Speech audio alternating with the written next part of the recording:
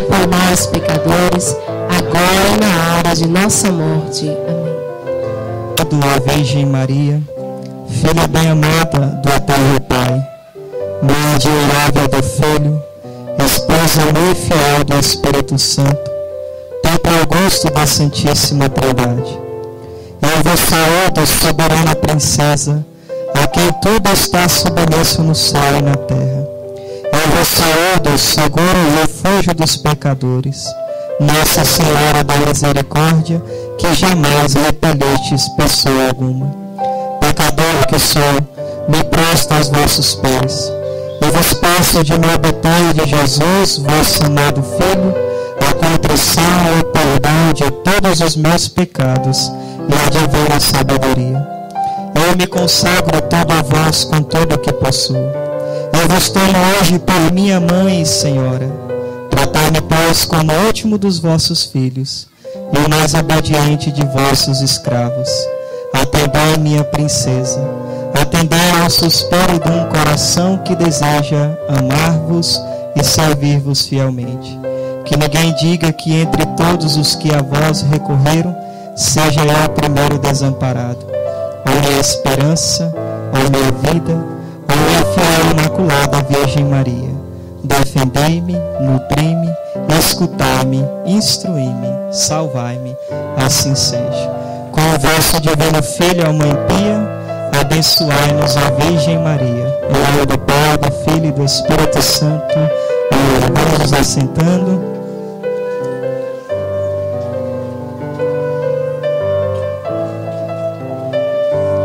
Não estava ontem aqui à noite, vou me apresentar novamente, me chamo Hélio Maria, moro numa cidade próxima de Brasília, Novo Galo, tenho 29 anos de idade, casado, pai de 3 filhos, faço parte de uma comunidade, por enquanto de aliança, cujo nome é Comunidade Missionária Mariana. Nosso carisma consiste numa entrega total à Santíssima Virgem, através de uma consagração chamada Santa Escravidão de Amor, ensinada por São Luís Maria Grião de Montfort, na verdade ensinada por inúmeros santos, até mesmo antes de São Luís, mas que, como nos diz o dicionário de Mariologia, chegou ao seu ápice na pessoa de São Luís Maria Grião de Montfort. Inúmeros santos da igreja fizeram esta consagração, entre eles o beato João Paulo II, que quando entra no seminário é dado a ele esse pequeno livro, o Tratado da Verdadeira Devoção à Santíssima Virgem. O beato João Paulo II lê esse livro e se consagra a Nossa Senhora pelo método de São Luís da escravidão de amor. Tanto que o lema do seu pontificado qual que era? Totus tu, que significa todo teu.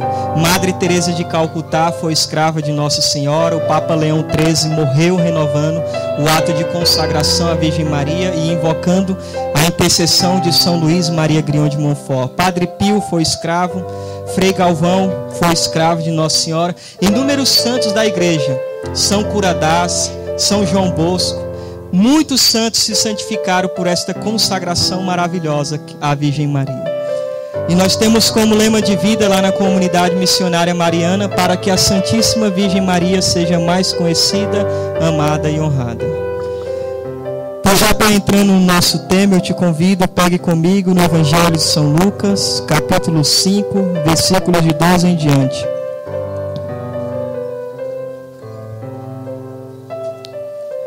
Evangelho de São Lucas, capítulo 5, versículos de 12 em diante.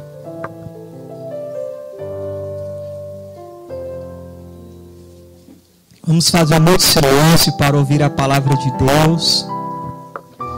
Deixar que nada roube aquilo que Deus tem para realizar hoje na nossa vida. Alá, misericórdia.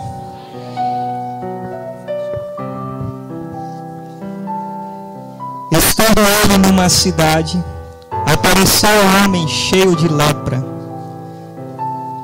Vendo Jesus, lançou-se com o rosto por terra e lhe suplicou: Senhor, estende a mão, toca-o.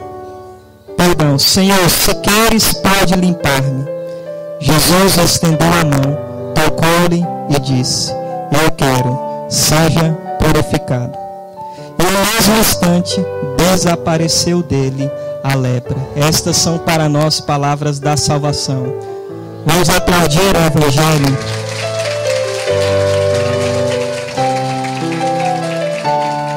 O tema do retiro é esse: Senhor, se queres, pode limpar-me. Eu quero dizer para vocês nesta manhã, antes nós tivéssemos lepra no corpo do que na alma. Antes a nossa lepra fosse como deste homem, mas a maior lepra que pode ter hoje e que deveria causar em nós uma repugnância é o pecado. Olha, quem era o leproso antes? O leproso era aquele que vivia à margem da sociedade. O leproso tinha um sino na mão, e quando o leproso via alguém aproximando, ele tocava o sino e dizia: eu sou leproso. Ninguém poderia ter contato com o leproso, porque o leproso era uma chaga viva, porque o leproso ao tempo todo ali saía pus, né? Imagine o mau cheiro. Ninguém queria estar perto de um leproso. Mas eu quero dizer para vocês que a lepra maior é o pecado. Padre Pio tinha um dom extraordinário, ele sentia o mau cheiro do pecado. Tinha pessoas que chegavam para Padre Pio, ele tampava o nariz porque o mau cheiro era terrível. O pecado é muito mais horrível. O pecado tem um cheiro muito maior do que de um homem que carrega no seu corpo uma lepra. Nós não sabemos de fato o que é o pecado, o que o pecado causa em nós. Esta é a mais terrível lepra que nós podemos trazer em nós e que nós hoje precisamos, como dizia ontem o diácono, na celebração da palavra, reconhecer que nós somos leprosos, reconhecer que nós somos pecadores e agir como este homem. O que este homem faz? Se ajoelha com a face por terra diante de Deus e diz: Senhor, se tu queres, limpa-me. Isso tem que ser a nossa oração durante todos esses dias que nós passaremos aqui. Com a face por terra, joelho no chão, diante da presença de Deus e dizer: Senhor, se tu queres, limpa-me. Senhor, se tu queres, cura minha alma, as minhas feridas, as feridas que o pecado vai causando em nós. Ninguém é feliz no pecado. Um jovem homossexual me procurou e eu dizia a ele isso. Ele falando da tristeza dele, eu disse a ele: meu irmão, ninguém é feliz no pecado. Santo Agostinho diz que os nossos pecados é os motivos da nossa tristeza. E ele diz: deixa que a santidade seja o motivo da sua alegria. Não há felicidade no mundo, não há felicidade naquilo que passa, uma felicidade passageira, momentânea. Mas existe uma outra felicidade, a eterna. Eu quero dizer para vocês, eu ainda carrego lepras em mim. Mas eu já tive muitas lepras no meu corpo. Eu fui um jovem muito leproso. Graças a Deus, quando minha mãe ficou grávida, eu estava ali no seu ventre, ela me consagrou a Nossa Senhora, como ela fez com todos os seus filhos. No dia que eu recebi o sacramento do batismo, que eu nasci como membros da Igreja Católica, minha mãe me entregou a Nossa Senhora. E eu me recordo até hoje, com 5 anos de idade, nós nos reuníamos na casa do meu avô para rezar o Santo Terço. Eu amava com 5 anos de idade rezar o terço. Gostava tanto que eu queria puxar a Ave Maria, ninguém deixava, eu ficava triste. Minha mãe me levava em Brasília no dentista quando eu tinha 6 anos. Eu ia e voltava falando de Deus. E as pessoas se admiravam daquilo. Como que pode uma criança falar de Deus? Como que pode uma criança amar a Deus assim? Só que nem sempre a minha vida foi assim. Algumas coisas foram acontecendo na minha vida. Meu irmão mais velho do nada começou a ter ódio de mim. Dizia que não me amava, que eu não era irmão dele, que ele me odiava. E eu não entendia aquilo. Então eu chorava, ficava triste, trancado dentro do quarto. Meu irmão chegava do serviço com o dinheiro no bolso. Eu e meu irmão mais novo sentado no sofá, ele dizia: vamos lanchar? Meu irmão descia do sofá e eu também. Ele dizia: você não vai porque eu te odeio. Você não é meu irmão, eu te odeio. E eu começava a chorar. quando eu tinha de 10 para 11 anos de idade, tentando entender o que eu fiz para o meu irmão me odiar, e eu não conseguia encontrar nada. Eu não conseguia entender por que eu sofria, por que eu era desprezado dentro da minha casa. De 10 para 11 anos de idade, a tristeza era tão profunda que eu entro dentro do quarto com uma faca na mão e eu pensei em tirar a minha própria vida. Com 10 para 11 anos de idade. Quantas vezes eu saí de casa chutando pedra, latas, dizendo assim: nunca mais eu volto para casa. E eu lembrava da minha mãe e por amor a ela eu voltei para casa. Olha como foi então a minha história. A revolta então foi tomando de conta do meu coração. A minha avó ficou enferma e minha mãe se ausentou de casa para cuidar dela, e aí veio as falsas amizades. E o que está escrito em 1 Coríntios 15:33, má companhia corrompe bons costumes. Eu fui perdendo os bons costumes que eu recebi dentro do meu lar, que minha avó me ensinou, sendo um homem de Deus da igreja, do que minha mãe me ensinou. Eu fui perdendo os bons costumes. Eu não conhecia a palavra de Deus, porque lá em Eclesiástico 17:25 está escrito: anda na companhia do povo santo, dos que louvam e proclamam a glória de Deus. Eu não andava com o povo santo, eu não andava com aqueles que louvavam e proclamavam a glória de Deus. Vieram as falsas amizades, veio então a mentira. Eu comecei a roubar pequenas coisinhas, uma moeda aqui, um negócio aqui. E eu não queria mais saber de Deus. Não falava mais com meus irmãos. Eu dormia no mesmo quarto que meu irmão mais novo. Nós ficamos 1 ano e meio sem um falar com o outro. A minha irmã mais velha um dia disse para minha mãe com essas palavras: eu nunca mais entro neste inferno. Porque um dia eu discuti com ela, chutei ela, briguei com ela, bati nela, e ela falou para minha mãe: eu nunca mais ponho o pé nesse inferno que era a nossa casa. Eu não conversava com meu irmão mais velho. Nós brigávamos, um quebrando cabo de vassoura no outro, tacando tesoura no outro, o que tinha pela frente. Eu não conversava muito com o meu pai. E nessa época então minha mãe chorava por mim, porque eu usava antes aquelas bermudas que vinha até aqui na canela, que era uma bermuda da Ciclone. Bermuda da Ciclone, jaqueta da Adidas, eu tinha as 2 orelhas furadas, eu tinha 4 cordão de prata no pescoço, eu tinha um anel, pulseira. O meu sonho nunca foi fazer o que eu tenho feito, viajar do Brasil para pregar a palavra de Deus. O meu sonho era cantar rap. Eu conheci quase todos os grupos de raps lá do entorno de Brasília, dos mais famosos aos que estavam iniciando. Formei meu grupo e ouvia rap 24 horas, escrevia rap toda hora, doido, querendo cantar, pensando que iria realizar o meu sonho, envolvido com tantas pessoas erradas, andando com assassino, traficante. Os traficantes iam me buscar em casa e minha mãe ficava desesperada com tudo isso. Tantas coisas que eu fui vivendo assim na minha vida, nesta realidade. Vamos só prestar atenção, não se disperse, não. E olha então como foi sendo a minha vida. Me afastei de Deus, não falava mais de Deus, não queria mais saber de Deus. Minha mãe me pedia para ir para a igreja, eu não queria mais saber de igreja. Eu andava nas ruas, minha mãe nem sabia onde eu estava. Quantas vezes minha mãe dizia assim: filho, para onde você vai? Ah, mãe, me deixe em paz, eu estou por aí. Houve uma época que eu escondi armas dentro de casa. Teve uma época que eu estava com 45 balas de 9mm escondidas em casa. Quando minha mãe chegava, eu colocava o tapete em cima para ela não ver. Não tinha razão para viver. Eu questionava Deus todos os dias. Quantas vezes eu briguei com Deus? Quantas vezes eu gritei: Deus, para que eu nasci? Por que minha mãe não me abortou?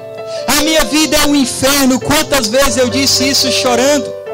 Quantas vezes eu tive ódio de Deus pela vida que eu tinha, que eu queria culpar a Deus pela minha vida. Mas o profeta Jeremias diz que é os nossos atos e os nossos pecados que nos acarreta de desgraça.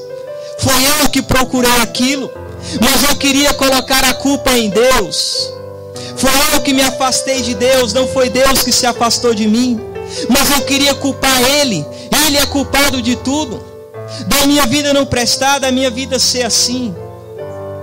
Mas minha mãe ali firme rezando. Então quando eu ia para a Boca de Fumo, que é o lugar onde vende droga, que faziam a carreira de cocaína e preparava o cigarro de maconha, eu lembrava da minha mãe. Graças a ela eu não cheguei a usar droga. Eu andava nessa rua, nos meios desses lugares, perdido, mas Deus me preservou aí. As meninas vinham, me chamavam para ter relação sexual com elas, eu não queria, porque era coisa de Deus. Com a vida que eu levava, eu pensava, e se eu engravidar uma moça dessa, que é usuária de droga? Eu já não presto, não valo nada. Se eu me unir com outra que não vale nada, o que vai ser dos nossos filhos? E Deus me preservou na área também da sexualidade. Mas olha como era a vida, revoltado, queria morrer todos os dias. Então todos os dias eu arrumava briga. Eu não podia jogar bola que eu arrumava uma briga. Eu fui soltar pipa uma vez e eu apanhei de 10 caras na rua por causa de uma pipa. Cheguei em casa morrendo de ódio no meu coração. Amolei uma faca e falei, amanhã eu solto pipa com a faca. Eu tinha 17 anos. E o primeiro que entrar na minha frente eu vou matar. Olha o que eu dizia. Minha mãe presenciava eu brigando com meu irmão dentro de casa, chorando com ódio. Eu dizia, mãe, eu vou matar esse infeliz, eu vou beber o sangue dele. E minha mãe falava, filho, pelo amor de Deus, não fala isso. Olha como era a vida do Hélio. Aqueles que diziam ser meus amigos não tinha nada de amigos. A polícia chegava, você é de menor, você vai levar a arma. E se a polícia te pegar, você assume.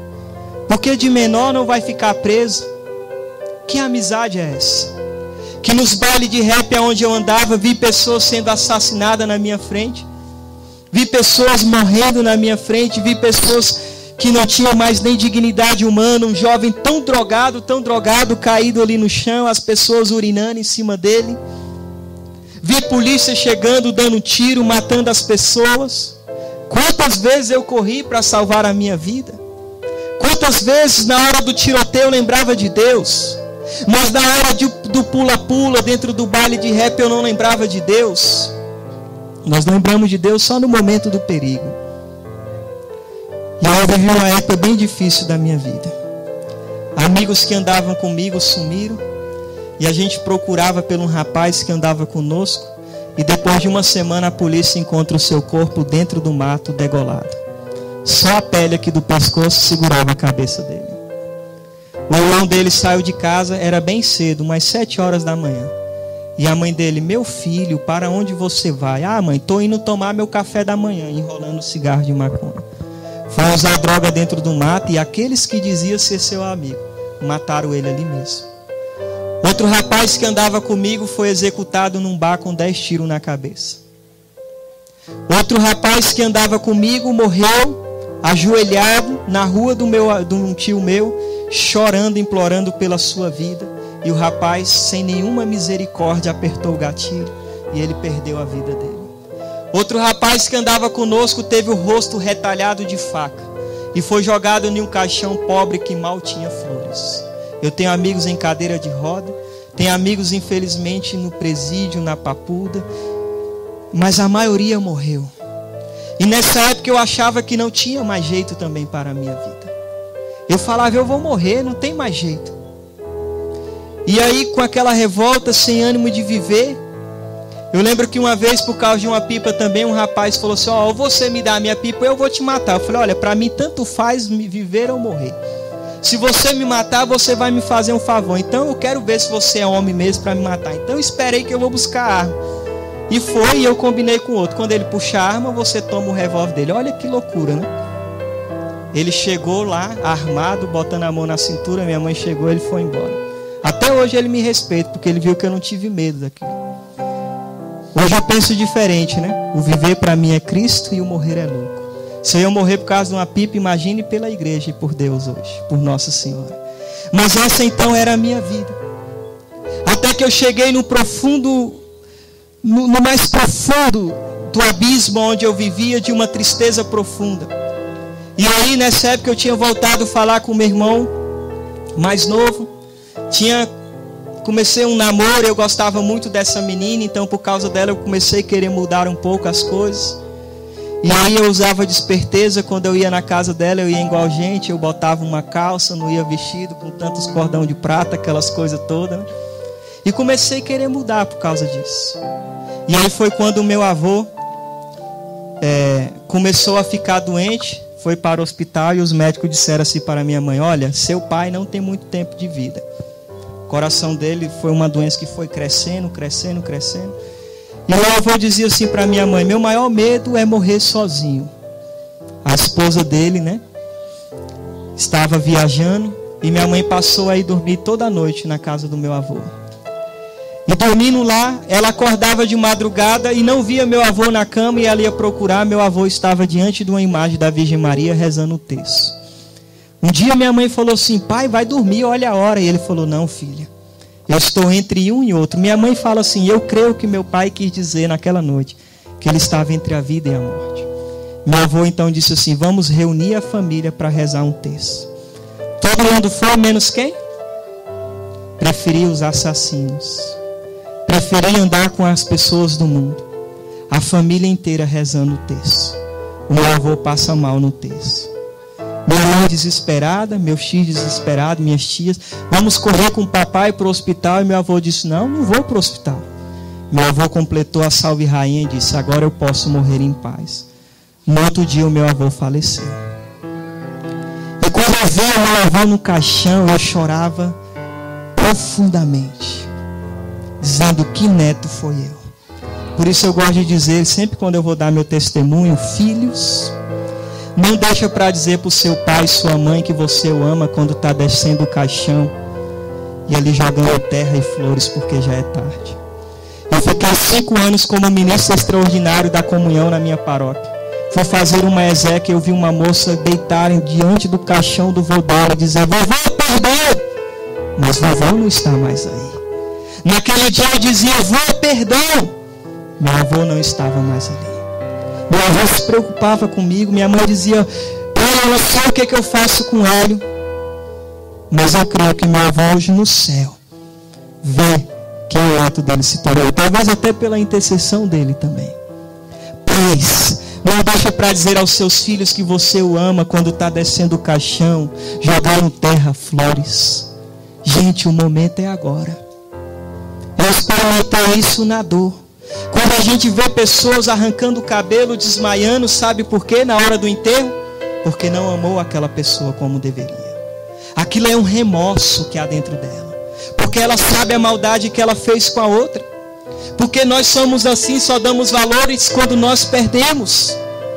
Que eu não espero que ninguém viva isso. Se alguém viveu isso, Deus vai curar aqui essa chaga aberta no seu coração. Mas é uma dor terrível. É uma dor triste, que eu espero que o ser humano nenhum passa. Nenhum passa. Então o momento é agora. De se reconciliar é agora. Então, com a morte do meu avô, a namorada terminou comigo. Graças a Deus. Oh, bendito seja Deus. Era um namoro, sabe, um grude. Que às vezes eu comecei até a sentir um desejo de ir para a igreja, mas o meu Deus não era Jesus. Meu Deus era ela. Eu queria ficar com ela. E ela terminou comigo. Então eu fui para a igreja na dor. Isso não é praga não. Quem não vai pelo amor, vai pela dor. Não é praga, é uma realidade que acontece. Deus me chamou no amor, eu não quis. Mas eu fui na dor. E aí eu lembro que, carregando as coisas do meu avô para casa, vendo o quanto meu avô era católico, eu falei: quer saber de uma coisa? Eu vou para a igreja. Vou ver o que tem lá nessa igreja. Meu irmão começou a ir, me chamava para ir. E eu disse algo que, mesmo sendo do mundo, era como se eu estivesse profetizando na minha vida. Eu disse para meu irmão: não vou. Porque no dia que eu for é para levar a sério. Não é para ser como vocês. Vocês vão para a missa, sai da missa, vai para onde não tem Deus. Se eu for é para levar a sério. Eu dizia sempre isso. Se for para mim ser um vagabundo aqui em Brasília, desculpa a expressão, eu quero ser o pior de todos. Mas quando eu entrei na igreja, eu falei: Senhor, eu não quero ser mais um jovem na igreja. Eu quero ser um jovem que faça a diferença. Até hoje eu rezo diante do Santíssimo Sacramento, sabe o quê? Deus me leve antes que eu cometa a desgraça de voltar para o mundo. Eu prefiro morrer aqui agora do que voltar para o mundo. O mundo já não é mais para nós. Era isso que eu falava para Deus. Eu quero ser um jovem diferente na igreja. Um jovem que te ama, um jovem que quer ser santo, um jovem que quer te servir de todo o coração, com todo o seu ser, com toda a sua alma. Eu quero ser, Senhor, um jovem como foram inúmeros jovens santos dentro da igreja. Não um jovem de oba-oba dentro da igreja. Não um jovem que está ali por estar, mas alguém que está ali porque ama a Deus, porque quer servir a Deus, porque entendeu que Deus morreu por ele na cruz e assim também quero morrer por ele. Era esse o desejo e até hoje é esse o desejo do meu coração. E aí quando eu tomava essa decisão, um rapaz me chamou lá em casa e falou: ele já está velando o corpo de fulano de tal lá na funerária, vamos? Cheguei lá, eu vi o rosto do meu amigo todo perfurado de tiro, chamaram ele na casa dele. E quando ele abriu a porta, executaram ele ali mesmo. As suas mãos, ele tentando se proteger. E eu vendo aquele jovem no caixão, eu falei: Senhor, hoje eu entrego a minha vida em tuas mãos. Aí teve uma semana de renovação do grupo da renovação carismática lá na minha cidade. Eu entrei ali, primeiro foi até numa missa de cura. Eu comecei a ter uma experiência com Deus. Até então eu tinha ouvido falar de Deus, que Deus me amava. Uma coisa é você experimentar que Deus te ama. E o padre veio com o Santíssimo Sacramento, as pessoas repousando, eu com medo, eu não sabia o que era aquilo. E o padre veio com o Santíssimo e eu querendo repousar e segurando. Depois eu até falei assim: graças a Deus eu não caí no chão, né? Não sabia o que era. Mas naquele dia eu comecei a ter uma experiência com Deus. E aí Deus foi mudando a minha vida. Uma semana de renovação carismática. Eu falei: Senhor, eu jogo hoje os meus brincos fora. Joguei fora. Senhor, eu não quero mais esse cordão de prata. Joguei fora. Senhor, eu não vou mais me vestir assim. Depois em lágrima, porque eu deixei o meu sonho. Eu tinha ido no estúdio, já ia gravar a primeira música. Eu falei: Senhor, por amor a Ti, eu nunca mais cantarei rap. Eu nem escutarei rap. Aliás, eu não escuto nada do que é do mundo. Eu só quero as Tuas coisas, Senhor, a partir de agora. E me dê forças. Passou uma semana e aí vem a aprovação. Os meninos chegaram lá em casa e falaram: Hélio, tá tudo pago lá no estúdio. Você vai cantar 4 compassos sem pagar nada. E eu com os olhos cheios de lágrimas falei: eu não vou. Porque eu morri para o mundo. Eu estou crucificado para o mundo. Eu agora sou de Deus. E eu fui. Eu anunciei a principal do Novo Gama, onde eu moro. Todo domingo tinha farra lá, bebida, morte, tudo que você imaginar. Todo domingo eu tinha vontade de ir para lá. Eu rezava o terço e pedi a Nossa Senhora que me ajudasse. E a Nossa Senhora foi me ajudando. Só que quando eu entrei para a igreja, eu tinha vergonha de Deus. As pessoas iam me chamar em casa e eu dizia: mãe, diga que eu não estou. Quando eu estava indo para a missa com um texto na mão, a Bíblia, eu vi alguém daqueles que eu andava do mundo, eu escondia a Bíblia, o texto, até que eu li lá em Mateus 10, 32, aqueles que me negarem diante dos homens, eu negarei eles diante do meu Pai. Eu falei: eu não posso mais negar Jesus. Eu não posso. E aí o que eu fiz? Quando foram me chamar, eu falei: mãe, eu vou sair. Filho, cuidado, eu vou sair. Falei: olha, o negócio é o seguinte, eu agora estou na igreja, eu agora estou servindo a Deus, a Nossa Senhora. E se vocês querem viver no mundo da maneira de vocês, eu respeito. A decisão é sua. Mas eu agora sou assim. Aí o menino disse assim, né? Coelho, se tornou agora um prego? E eu disse para eles: não, antes eu era prego e o diabo me bateu. Mas hoje eu sou martelo e quem bate nele sou eu. Comecei a ir para a igreja. Não sabia de nada. Meu irmão falou: me confessei, o padre mandou rezar 3 Ave Maria. Eu falei: e quantas Santa Maria?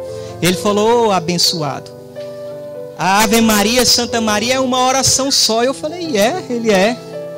Eu fiquei quase 6 meses querendo saber quem era essa tal de Rosana nas alturas. Eu cantava Rosana nas alturas. Falei: que mulher é essa, Rosana nas alturas? Será que é uma santa? Eu não sabia nada da igreja.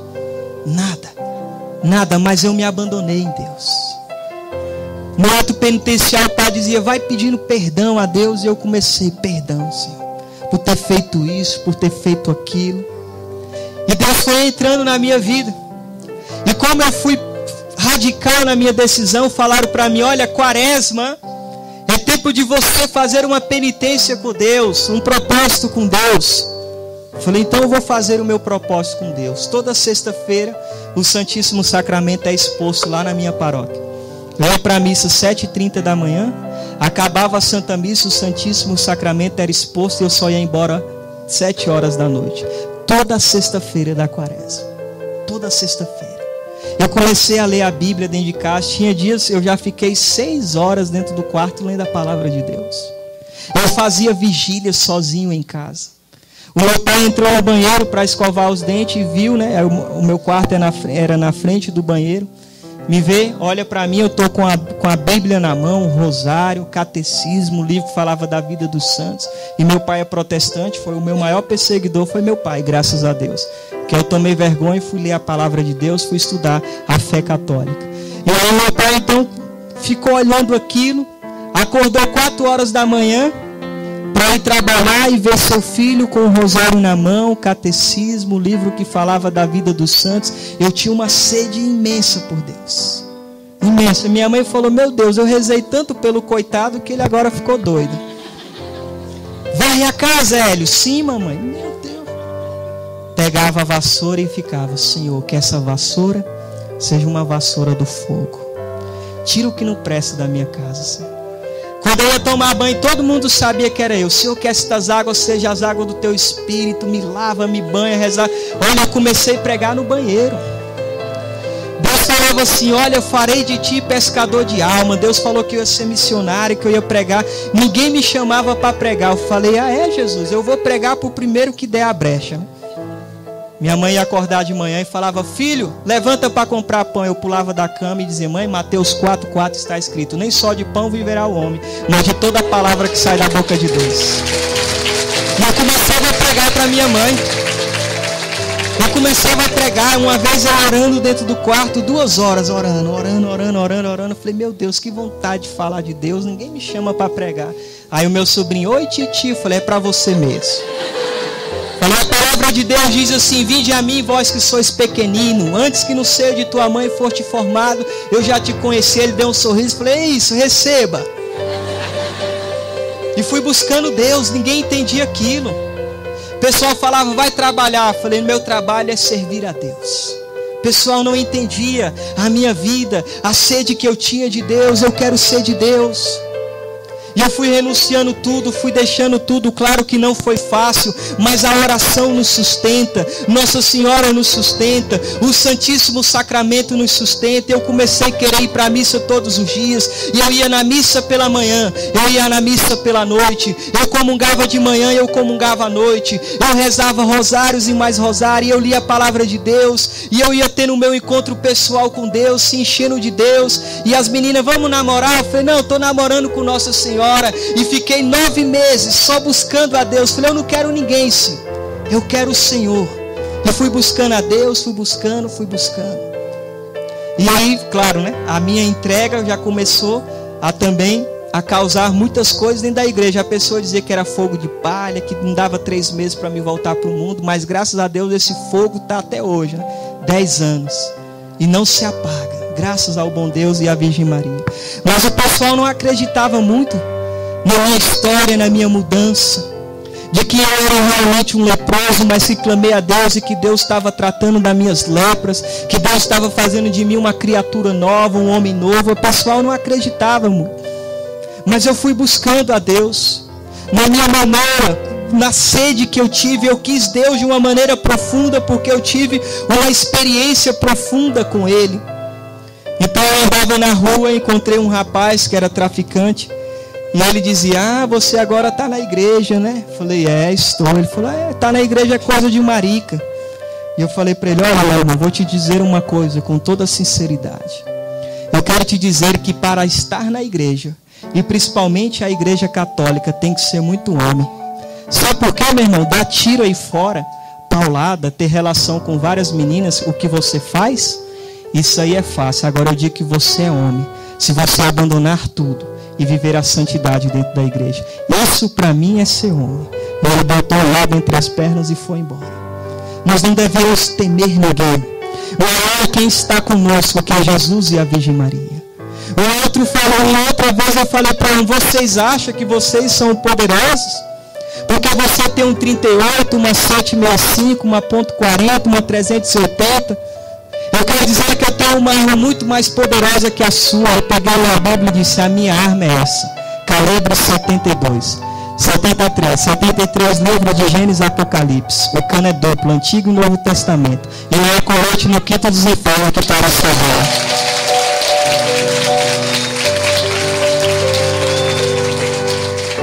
Sem medo, buscando a Deus, rezava em casa dizendo, Senhor, eu quero almas para ti.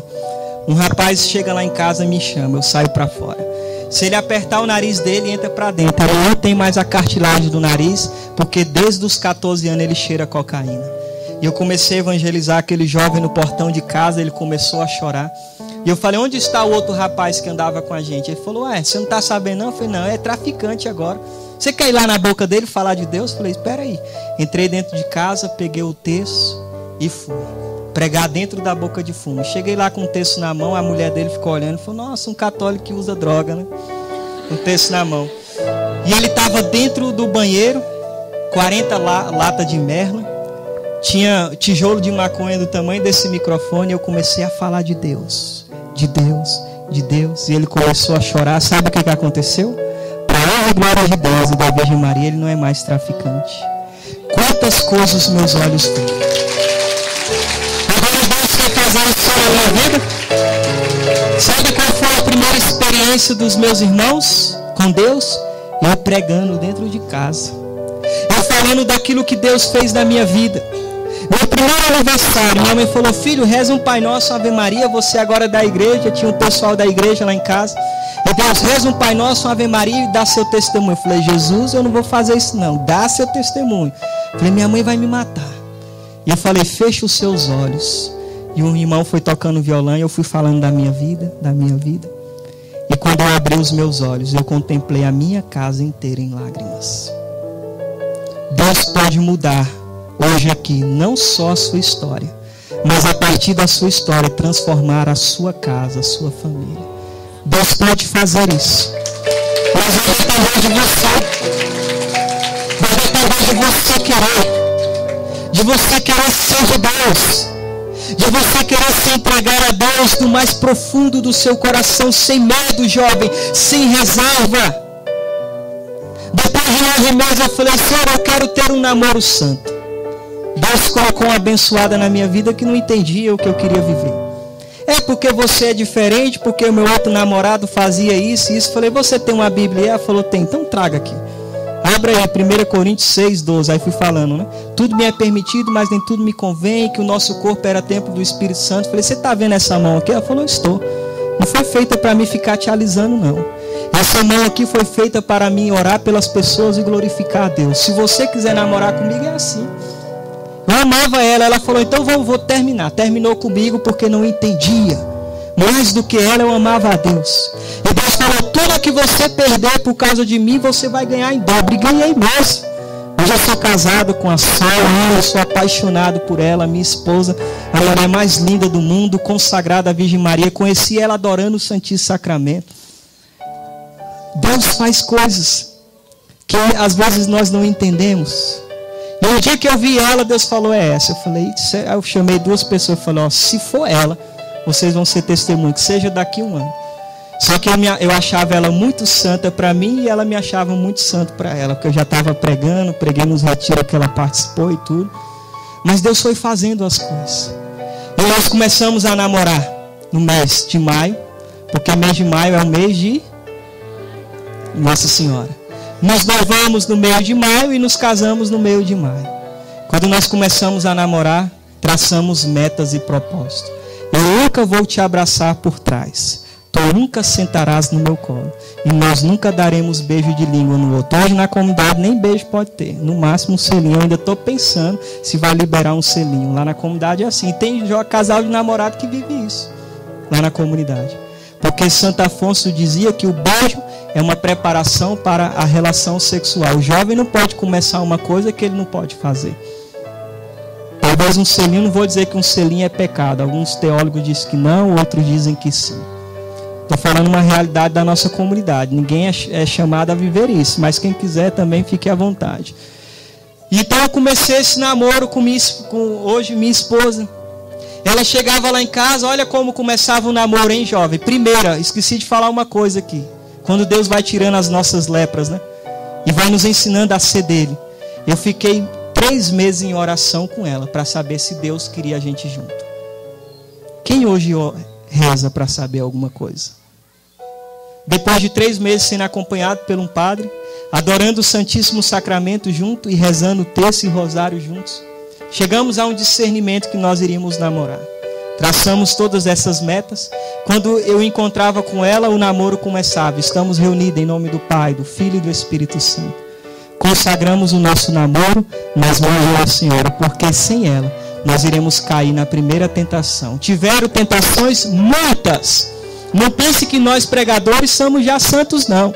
Não criem uma imagem errada de nós. Nós também somos limitados, pecadores, miseráveis. Talvez mais do que vocês. Então pediu a Nossa Senhora. E Nossa Senhora foi nos ajudando. Foi nos ajudando. Foi nos ajudando. Até nós chegarmos ao altar. E eu lembro que um amigo meu noivou. Eu falei, nossa, que lindo. Eu vou noivar também com a Sol. Liguei para ela e falei, amor, tenho algo importantíssimo para te falar. Ela falou, eu também. Ela chega lá em casa e falou, vamos terminar o namoro. O que você tinha para falar? Eu falei, nada não. Deixei ela na parada, abracei a imagem de Nossa Senhora e chorei. Eu tinha vontade de falar, Deus, nós nunca pecamos. Por que o Senhor tirou ela de mim? Mas eu lembrava de Jó. O Senhor deu, o Senhor tirou. Bendito seja o nome do Senhor. Quando eu acordava, eu lembrava da Solange. Dava vontade de murmurar contra Deus. E eu lembrava de São João da Cruz que dizia, quando fores murmurar, olha para a cruz e cala-te. Nosso sofrimento não é nada perto de Deus. Permaneci firme. Em oração, ofereci aquela dor à Nossa Senhora, a Deus, pela purificação dos meus pecados, pela salvação das almas. E depois de um tempo ela me procurou. Nós fizemos mais 3 meses de oração e voltamos. Noivamos. E ela dizia, amor, como nós vamos casar? Você não trabalha, eu vivo da providência, e CDs e DVDs que eu trouxe. Ela não trabalha, como nós iremos casar? E eu dizia para ela, acaso não sabeis que somos da Virgem Maria? Nossa Senhora providenciará tudo. Eu dizia para ela, tudo. Aí claro que eu ficava preocupada, porque lá na comunidade nós estudamos muito a modéstia, a teologia do corpo, e isso nos ensina a entender a alma feminina, que é diferente da alma masculina. O homem casou, tudo bem, mas para a mulher é a realização de um sonho. Por isso eu fiz o matrimônio do jeito que ela queria. A casa, ela fala, que cor vai ser isso aqui? Eu falei, amor, que cor você quer? Porque a casa está ligada à alma da mulher. A mulher colocou um vaso aqui, ninguém tira. Se tirar, ela fica irritada, porque está ligada à alma dela. Como a teologia do corpo iria nos ensinar, viu? O homem a ser homem, porque ser homem é ser cavaleirismo, ser companheiro. Nós não entendemos também isso, né?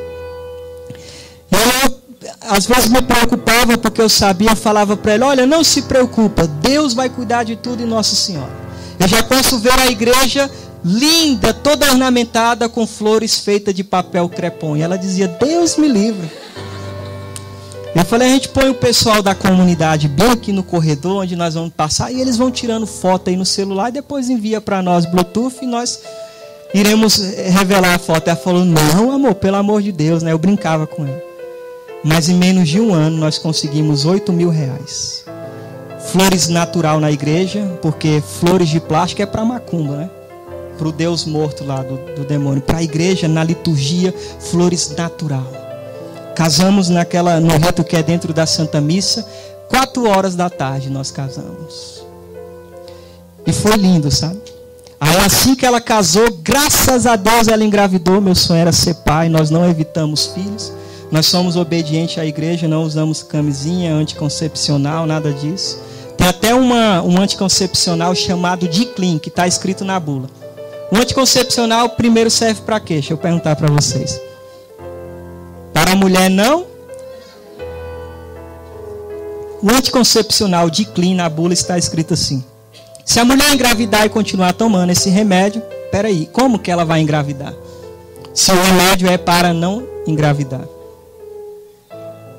Os médicos, patrocinados pelos maçons, por tantas coisas ruins, olha, você não vai engravidar porque o anticoncepcional vai impedir que você vai ovular. Mentira, vai inibir a ovulação, mas a mulher vai ovular. E aí pode acontecer uma gravidez. Quando ali então ocorre a gravidez e que me fugiu agora aqui a palavra. Ali o óvulo que foi fecundado, que vai lá para onde deveria aninhar no útero. Aí as paredes do útero estão escorregadinhas, então eles não conseguem se prender lá, e aí vem um sangue, que a mulher acha que menstruou e aquela criança desceu. O que houve? Um aborto. Quem quiser aprofundar, entra no YouTube e põe lá, abortos ocultos, com o padre Paulo Ricardo, que ele vai explicar direitinho isso. E aí, graças a Deus, ela engravidou. E aí a expectativa da espera da criança. Todos os dias rezava e consagrava a Nossa Senhora. O noblezinho do berço dele, né? Geralmente pessoas põem um ursinho ou alguma coisa com uma musiquinha de criança. O dele era 7 imagens da Virgem Maria que eu mandei fazer. Uma cruz no berço, para desde pequeno amar a Deus. Porque eu sei o que eu disse diante do altar. São 3 perguntas. É de livre e espontânea vontade que estão aqui? Sim. Estão dispostos a amar um ao outro, né? Ser fiel à fidelidade? Sim. Estão dispostos a receber os filhos que Deus te der e educar na fé? Sim. Os filhos que Deus me der. E educar onde? Na fé da igreja. Sim. E aí eu acordei de manhã, fui na missa, fiz todas as minhas coisas. Ela foi deitar, já perto de ganhar no ar. E a mãe do meu livro, que falava sobre Santa Missa, deu meia-noite, eu falei, agora eu vou dormir. Quando eu deitei, aí eu pôr a bolsa, eu corri para ela com o hospital. E eu assisti o parto dos meus 3 filhos, né? Tive essa graça de assistir. Eu lembro que quando a gente casou, que ela ficou doente, a primeira doença dela, ficou muito gripada. A irmã dela, eu vou levar a Solange para o hospital. Eu falei, se você quiser ir, você vai. Mas quem vai levar é eu, porque agora eu sou o marido dela. O homem, quando casa com a esposa, ele precisa entender que ele é o guardião da casa. É teu dever, se entrar alguém dentro da sua casa, querer fazer o mal para sua esposa, para os seus filhos, é seu dever morrer por eles. É seu dever guardar, zelar pela sua esposa e pelos seus filhos. É seu dever você ser um homem de caráter, assim também como a mulher. De proteger, de cuidar, de zelar pelo marido, de rezar pelo marido, de cuidar dos filhos, da casa. E aí quando ela deitou na maca, eu falei, amor, estamos reunidos em nome do Pai, do Filho e do Espírito Santo. Consagramos a chegada do nosso filho ao coração imaculado da Virgem Maria, porque ele não é nosso, é dela. Do consagrado não tem mais nada, tudo é dela. E ela preocupada, amor, e agora essa criança? Como nós iremos sustentar essa criança? Eu falei, antes de ser nossa filha, é filho de Deus e de Nossa Senhora. Às vezes está com uma febre, não quer sair, eu pego no colo, chego lá diante da imagem de Nossa Senhora e falo, e aí Nossa Senhora, vai deixar seu filho assim mesmo? Joga a batata quente para ela e o menino rapidinho fica bom. Sabe quando eu fui comprar uma fralda para o João Paulo? Quando ele tinha 1 ano e 5 meses. Depois veio o Ângelo. O Ângelo eu vou guardar um testemunho dele na pregação de Nossa Senhora. Veio o Ângelo Maria, rezamos do mesmo jeito. Agora veio a Mariana. Gente, é lindo, é possível ter uma família hoje em Deus. Quando os meus filhos nascem, ele chora e eu choro. Não dá para explicar. Não dá para explicar o tamanho mistério do que é uma mulher carregar dentro de si uma vida. Não dá para explicar o que é querer ter um lar católico. Fazer da tua casa, sei lá, os teus parentes teve um namoro, um casamento leproso, hoje você pode ter um casamento em Deus. Uma família em Deus transformada. O meu filho mais velho, quando eu vou dar mingau para ele, eu já falo, em nome do Pai, ele faz. 3 anos, em nome do Pai, do Filho e do Espírito Santo. Obrigada, Papai do Céu, pelo gagal. Aí, come um mingau, né? Ensinar os filhos a rezar. Quando o papai e mamãe Alice se ajoelham, ele se ajoelha. Claro que ele não fica o tempo todo ajoelhado, mas ele se ajoelha. Eu falo, reza pelo papai. Ele põe a mão na minha cabeça. Dá a benção. Ele faz assim. Eu falo, oh, meu Deus do céu. Se Deus quiser, vai ser padre, né? Se for a vontade de Deus. Então eu quero dizer que eu fui uma pessoa leprosa. Eu carregava lepras em mim. Quando eu andava na rua, as pessoas mudavam de rua. Quando eu entrei na igreja, eu fazendo lá um encontro, aí a gente começou a partilhar da nossa vida. Já tinha 4 meses que eu estava na igreja. Aí o rapaz, poxa, eu era assim, eu era assado. Aí um menino, eu estava dormindo numa cama de cima, ele na de baixo. Aí o menino falou, rapaz, eu vou falar aqui. Eu tinha medo desse cara que está aqui em cima. Aí eu falei, de quem? De mim. Ele falou, rapaz, quando eu via você na rua, eu mudava de rua para não passar perto de você. Eu era uma pessoa leprosa. Ninguém queria estar próximo de mim.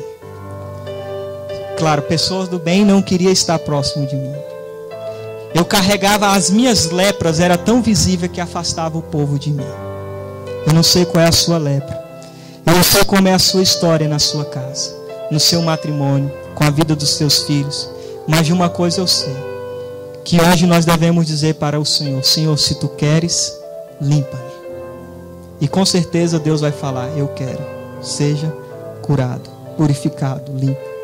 Deus hoje quer transformar mais a nossa vida e a nossa história. É possível agradar a Deus, mesmo nos tempos difíceis que nós vivemos. Não é fácil, ninguém nos entende, mas é possível. Quando agora a primeira consulta da minha filha, o médico já recebeu a gente lá na porta, né? Você tem quantos anos? 25, 3 filhos. Não, vou acompanhar vocês para usar anticoncepcional, camisinha, nós não queremos. E o médico, ele achava que ele era católico. Ele falou assim, não, mas por que vocês não fazem isso? Tem alguma coisa da igreja? A gente falou, a igreja também, por causa da igreja. Ele falou, mas que igreja é vocês? Igreja católica. Ele deu um pulo, não, igreja católica não faz isso não. Eu falei, não, o senhor está mal informado. Lógico que faz. Então vamos operar ela. Eu falei, também não pode. Ele ficou, meu Deus do céu. As pessoas não vão nos entender. Mas o que importa é o que Deus pensa de nós. O ruim hoje é que muitos jovens têm medo do que vão pensar. Eu tinha esse medo. Tá bom, eu vou seguir Jesus. Eu vou deixar os meus sonhos, as minhas coisas. Mas o que o povo vai dizer de mim? Não importa o que o povo pensa de mim. O que importa é o que Deus pensa de mim. Por isso aqui agora. Olha, vamos ser bem verdadeiros, viu? Eu vou pedir, presta atenção, deixa eu falar tudo. Eu quero pedir agora, só para todos, claro, todos nós somos leprosos. Para todos aqueles que são leprosos e que querem, você não é forçado, aqui não é igreja seita da Universal, essas igrejas protestantes que quer forçar a pessoa a aceitar Jesus, como eles dizem lá. É quem quiser. Então aqueles que querem ser pessoas novas criaturas, que quer ser um instrumento de Deus, que quer ser um instrumento poderoso nas mãos de Deus, vai ficar de pé agora, só quem quer. E saiba que é para renunciar ao mundo, é para renunciar ao pecado, para renunciar tudo aquilo que te afasta de Deus. Então, se você não quer renunciar, senta-te. Mas se você quer renunciar o pecado, se você hoje quer pedir para Deus não te curar, o ministério vai preparando uma canção de tudo aquilo que eu falei, desde que seja uma música católica. Na minha pregação não aceita música protestante, na música católica, da igreja católica. A igreja de nosso Senhor Jesus Cristo. Então agora fecha os teus olhos. E você que quer ser alguém que presta no mundo hoje. Você quer ser alguém dentro da igreja católica. Você quer ser instrumento nas mãos de Deus. Talvez pregar, cantar, interceder. Não sei. Deus tem algo para você. Você agora vai falando com Deus. Vai falando com Deus. Eu te convido, irmão, faça uma experiência hoje nova com Deus. Fale com Ele. Não precisa falar bonito não. Basta você falar daquilo que vem do seu coração. Rasga teu coração para Ele. Você agora é um leproso. Você agora é uma leprosa. Vai ao encontro de Cristo. Vai ao encontro dele e mostra para Ele as tuas chagas. Fala, Deus, a minha chaga é essa. tanto tempo eu não consigo vencer esse pecado, Senhor. Senhor, há tanto tempo eu não consigo vencer esse vício. Senhor, a minha lepra é o meu namoro que não é santo. Senhor, a minha lepra é o meu matrimônio